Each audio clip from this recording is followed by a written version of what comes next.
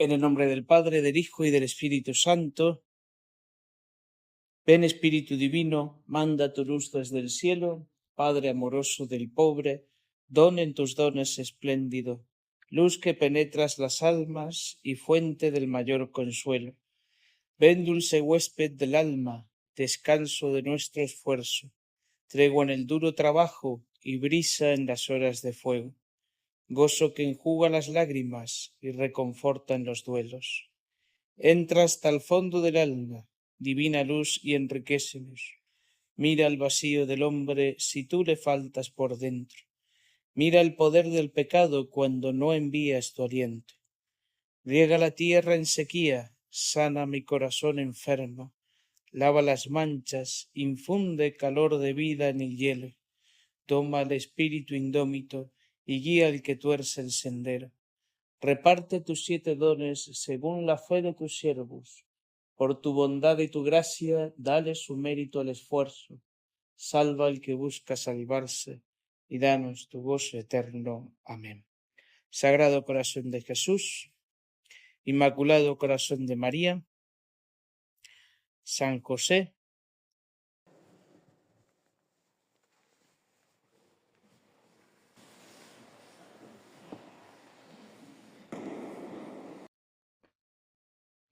habiendo visto las reglas de discernimiento para la segunda semana, hoy vamos a ver la primera meditación que nos pone San Ignacio. Y esta meditación lleva por título El llamamiento del rey temporal. Dice San Ignacio que el llamamiento del rey temporal a sus soldados ayuda a contemplar la vida del rey eterno, que es Jesucristo.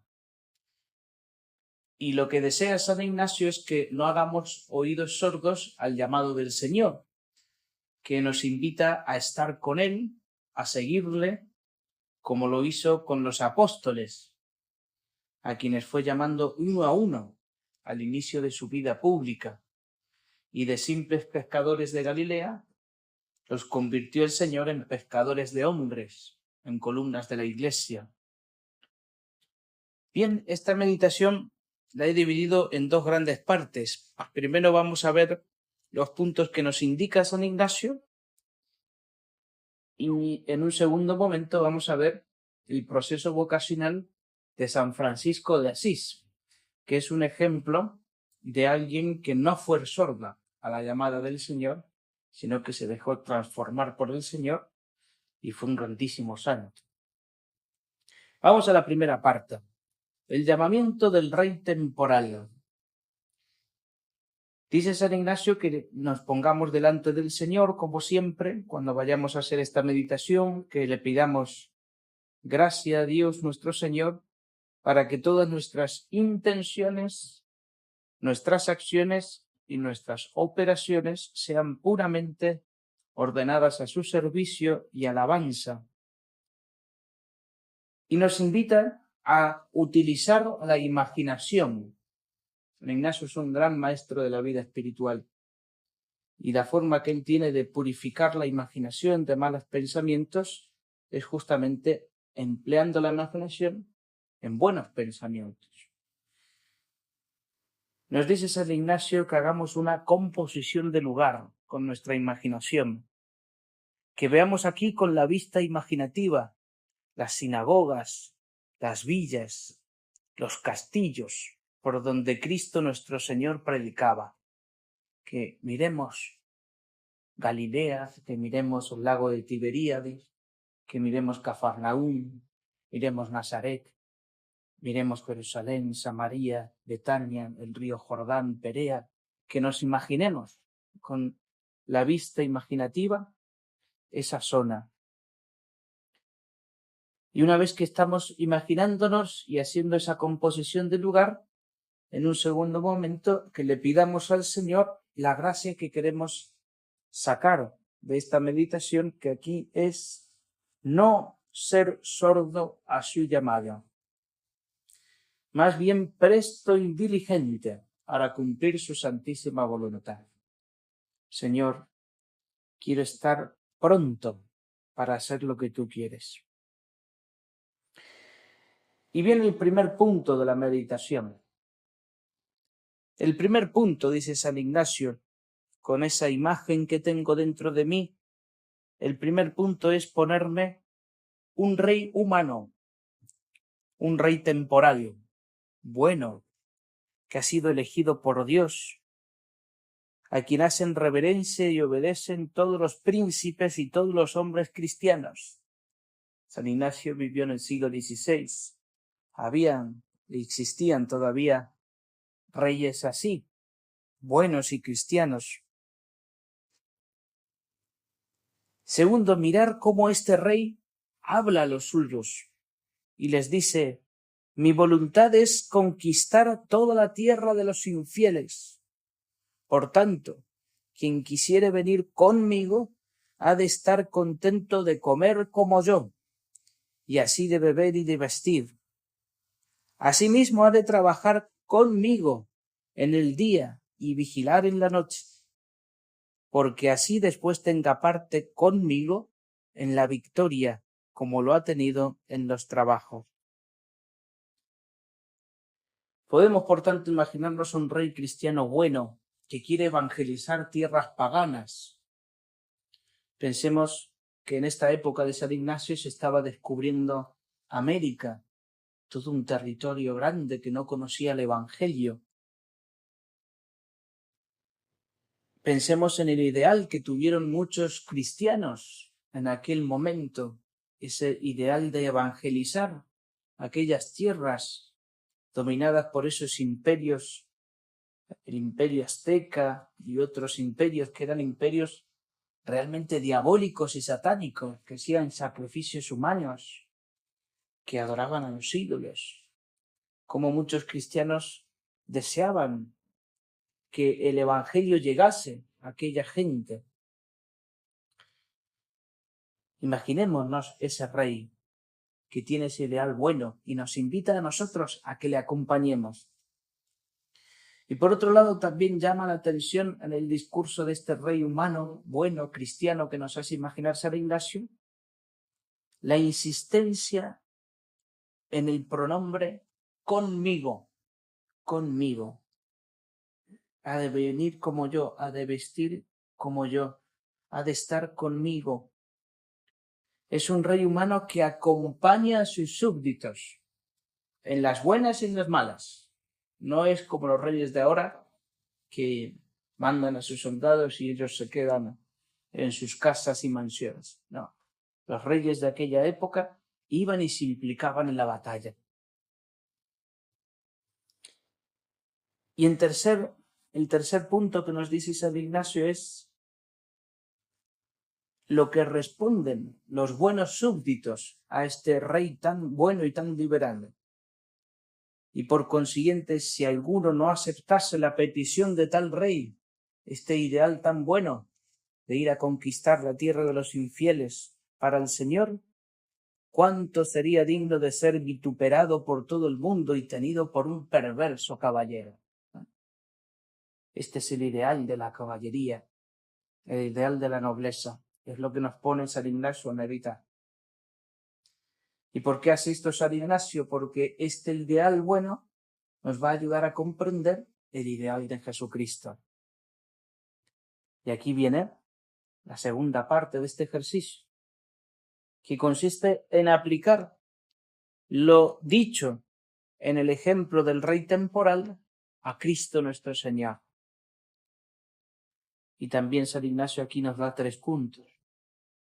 Primero, si tal vocación consideramos del rey temporal a sus súbditos, ¿cuánto es cosa de más digna de consideración ver a Cristo nuestro Señor, Rey eterno, delante de todo el universo, al cual y a cada uno en particular llama y dice: mi voluntad es conquistar todo el mundo y todos los enemigos, y así entrar en la gloria de mi Padre. Por tanto, quien quisiere venir conmigo ha de trabajar conmigo, pero siguiéndome en la pena, también me siga en la gloria. Porque siguiéndome en la pena, también me siga en la gloria. Fijaos, algunas consideraciones del llamado de nuestro Señor. Primero, nuestro Señor no está delante de una tierra concreta como el rey temporal, sino de todo el universo, todo el mundo. Jesús dijo a sus apóstoles que fueran a anunciar el Evangelio a todo el mundo, no a un país particular, a una nación concreta, a todo el mundo. La voz de Cristo se tiene que escuchar en todo el universo. No los envió solo a unas naciones o a unos países concretos. La Iglesia del Señor es católica, y católica significa universal. No es una iglesia nacional, particular. Como cristianos estamos llamados a evangelizar a todo el mundo, a todas las culturas. Segundo, Cristo no llama ni nos trata como si fuéramos una masa informe de súbditos, sino que dice San Ignacio, llama a cada uno en particular. Y es que es así. El Señor tiene una amistad única y personal con cada uno de sus discípulos. Y a cada uno le pide alguna misión. Es así, nuestro Señor no nos trata como una masa informe, como si no nos conociera, nos trata particularmente. Lo importante es que nosotros, con la ayuda de Dios, descubramos ese llamado y cuál es la misión concreta que Jesús me está pidiendo. Hay una escena en el Evangelio que es muy graciosa, cuando el Señor confirma a San Pedro nuevamente después de que le ha negado en el mar de Tiberíades. Le pregunta 3 veces, Pedro, ¿me amas más que esto? Pedro, ¿me amas más que esto? ¿Os acordáis de esa escena, no? Entonces, cuando termina el diálogo con Jesús, están Pedro y el Señor y ven venir a San Juan. Y entonces Pedro le pregunta, Señor, ¿y este qué? Y Jesús le dice, ¿y a ti qué te importa? Si yo quiero que éste viva tantos años, ¿a ti qué más te da? El Señor tiene para cada uno de nosotros una misión concreta y particular. Y la tercera consideración de este discurso del Señor es, de nuevo, la insistencia del pronombre conmigo. Venir conmigo, trabajar conmigo. Cristo nos acompaña durante todo el proceso. No nos manda a misionar y nos deja a la buena de Dios. No, Él va con nosotros, está conmigo como ese rey temporal que veíamos al inicio, se implica en la batalla. Caer en la cuenta de que trabajamos con Cristo, siempre, en cada momento cotidiano estamos con Él. Eso nos da un gran descanso y también nos da una gran esperanza, porque estamos con el Señor, en las buenas y en las malas.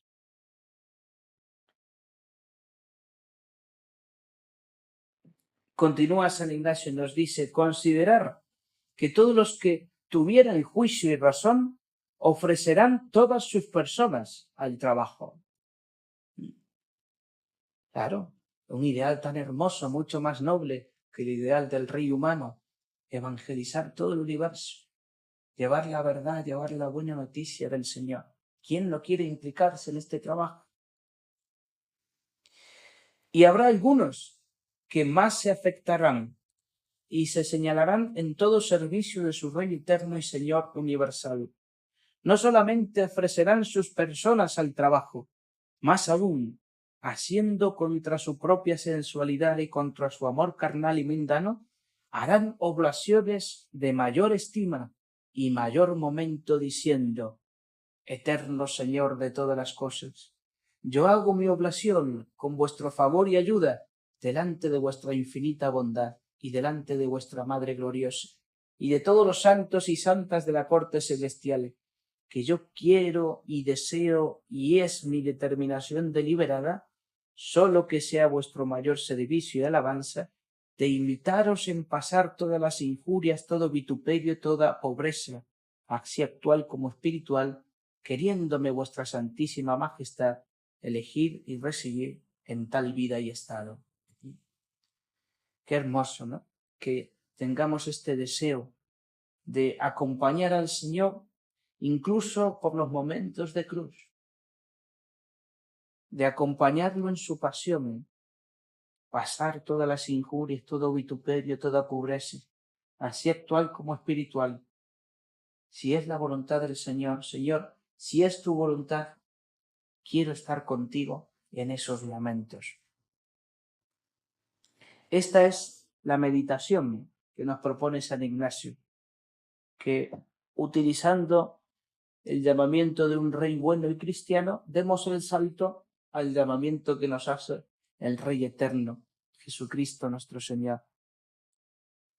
Y anota él como una adición a este ejercicio y nos dice que sirve mucho para esta segunda semana que inicia el ejercitante leer en los evangelios, leer la vida de nuestro Señor, enamorarse del estilo de vida de Jesucristo, de nuestro buen capitán, o leer la imitación de Cristo, un clásico en la vida espiritual de Tomás de Kempis, o la vida de alguno de los santos. Eso nos enardece en este seguimiento de nuestro Señor. Y yo expongo una vida de un santo, y voy ahora a la segunda parte de esta meditación, a la segunda gran parte, que sería la vida de San Francisco de Asís. El santo de Asís es un ejemplo paradigmático de un hombre que tuvo la gracia de no ser sordo al llamado del Señor y que respondió con generosidad y que dio ese salto a querer seguir al Señor en la pobreza, en las injurias, hasta el final. A veces cuando miramos la figura de San Francisco de Asís, que produce mucho encanto en nuestro mundo actual, nos quedamos con un San Francisco de Asís, un poco ñoño. Hablaba con las criaturitas y estaba así. Y la vida de San Francisco de Asís es tremenda, es tremenda. Y es una vida donde abrazó la cruz de nuestro Señor. Es uno de los pocos santos a los cuales se les concedió la gracia de llevar los estigmas del Señor, de ofrecer todos esos sufrimientos por la salvación de los hombres. Pero fue todo un proceso de vida espiritual. San Francisco no nació santo. San Francisco, con la gracia de Dios, se hizo santo. Y eso es lo que nosotros debemos imitar. Fijo, la primera biografía, una de las primeras biografías, fue escrita por otro gran santo, San Buenaventura. Y ahí encontramos la historia de San Francisco. Y nos cuenta San Buenaventura cómo San Francisco pasa del plano de la sensualidad, de vivir mundanamente, al plano de una vida más ética y luego una vida totalmente consagrada a Dios.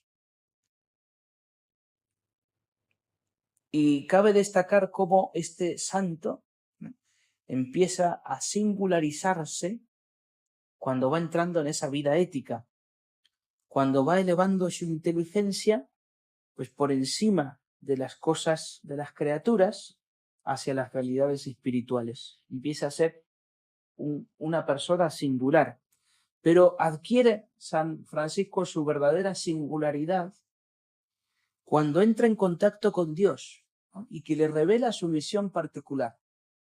Os insisto que el Señor tiene con cada uno de nosotros un camino particular, una santidad particular que debemos descubrir.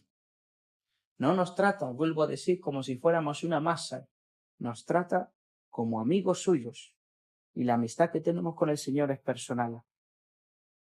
Así entonces, en primer lugar, veamos el primer plano en el que se encontraba San Francisco, donde no había primacía de la inteligencia, sino que estaba arrastrado por los goces de las cosas exteriores. Cuenta San Buenaventura. Voy a leer algunos extractos de esta biografía de San Buenaventura. Todavía ignoraba el joven Francisco los destinos que tenía reservados la divina providencia, ya porque la voluntad de su padre le obligaba a ocuparse en las cosas temporales, ya también porque la viciada condición de nuestro origen lo inclinaba hacia lo terreno. Y como la tribulación suele aguzar el entendimiento para que perciba mejor las cosas espirituales, Dios puso su mano sobre Francisco, quien sintió en sí mismo la virtud de la diestra del Excelso. Afligido su cuerpo con los dolores de aguda y prolongada enfermedad, con la cual su alma se halló más bien dispuesta para percibir abundantemente la unción del Espíritu del Señor. Fijaos, estaba en una vida mundana San Francisco, una vida que llevaba en su familia, y Dios se sirve de una enfermedad para que San Francisco comience a pensar en las realidades espirituales. A veces Dios permite una cruz, una enfermedad en nuestra vida justamente con este motivo, para que elevemos nuestro entendimiento hacia las realidades espirituales. En un segundo momento comienza la vida ética de San Francisco, donde empieza a practicar los mandamientos, las virtudes. Continúa San Buenaventura. Libre Francisco de esta enfermedad, y cuando según su costumbre preparaba ricas y hermosas vestiduras, le salió al encuentro un soldado, noble por su origen, pero sumamente pobre y mal vestido. A vista de tan extremada pobreza se sintió conmovido Francisco, y desnudándose al punto los propios vestidos, los entregó sin demora al pobre soldado. Ejerció a la vez 2 actos de tierna piedad, cubrió la vergüenza de un militar noble y socorrió la indigencia en que se hallaba un pobre mendigo. La gracia de Dios dentro de San Francisco va haciendo sus efectos en estas obras de caridad. Empieza a ser generoso, empieza a darse cuenta de las necesidades de los demás. Eso es lo que va haciendo Dios con nosotros. Nos va sacando de nuestros egoísmos, de nuestras miserias, va aumentando en nosotros la caridad. Y ya en un tercer lugar se da un paso más, cuando San Francisco entra en un contacto más íntimo con Dios, quien le revela en ese momento a San Francisco cuál es la misión particular. Dice San Buenaventura: mas cuando en la noche siguiente se entregaba al descanso, mostróle la bondad divina un palacio grande y sumamente precioso, de cuyas paredes pendían toda suerte de armas y aprestos militares señalados con una cruz de Cristo, dándosele a entender que con esto, que la misericordia ejercitada por amor del gran rey en favor de un pobre soldado, había de ser recompensada con un premio incomparable. Ansioso Francisco de entender esta visión, preguntó para quién era aquel palacio, y le fue respondido por revelación divina que el palacio con las armas y todo lo demás que contenía era para él y para cuantos habían de ser sus soldados. Despertó por la mañana, y como no tenía aún ejercitada la mente en la contemplación de los misterios divinos, e ignoraba por otra parte el modo de subir por las cosas visibles al verdadero conocimiento de las invisibles, juzgó ser aquella visión pronóstico cierto de su futura y extraordinaria prosperidad temporal. Al no comprender aún las vías amorosas de la providencia, resolvió dirigirse a la Pulla para ofrecer sus servicios a un conde de la más distinguida nobleza, pensando lograr con esto gloria y honor militar, según la interpretación que había dado a la visión misteriosa. Transcurrido poco tiempo, se puso en camino, dirigiéndose a una ciudad próxima a la natal, y durante el silencio de la noche oyó la voz del Señor que le hablaba familiarmente. Francisco, ¿quién juzgas podrá mejor favorecerte? ¿El Señor o el esclavo? ¿El rico o el pobre? Respondió Francisco que el Señor y el rico pueden sin duda socorrer más fácilmente. Añadió la voz celestial: ¿por qué pues abandonas al Señor por un vil esclavo? Por un hombre pobre dejas a un Dios infinitamente rico. A lo que Francisco respondió: Señor, ¿qué quieres que haga? El Señor replicó: vuélvete a tu patria, porque la visión que te he mostrado tiene un sentido espiritual que se ha de cumplir en ti, no por humana, sino por divina disposición. Fijaos qué bonito. San Francisco no comprendía bien ese sueño que había tenido de esos palacios. Creía que se le estaba hablando de un honor militar, de un ideal de vida como el del rey humano que hemos visto al inicio. Un ideal bueno, noble, luchar por el bien común, por tu patria, pero no es eso lo que Dios le estaba pidiendo. Y esta pregunta del Señor tiene que estar siempre en el fondo de nuestro corazón. ¿Quién juzga que podrá favorecerte más, el Señor o el esclavo, el rico o el pobre? El ideal del Señor es mucho más sublime y mucho más grande que los ideales humanos que nos pueden proponer, por muy grandes que sean. Pues al igual que San Francisco de Asís, San Ignacio quiere que el ejercitante, pues al entrar en la segunda semana, abra los oídos de su alma y escuche con atención la voz del Rey Eterno y Jesucristo, cuya vida y enseñanzas pues comenzará a contemplar a partir de las siguientes meditaciones.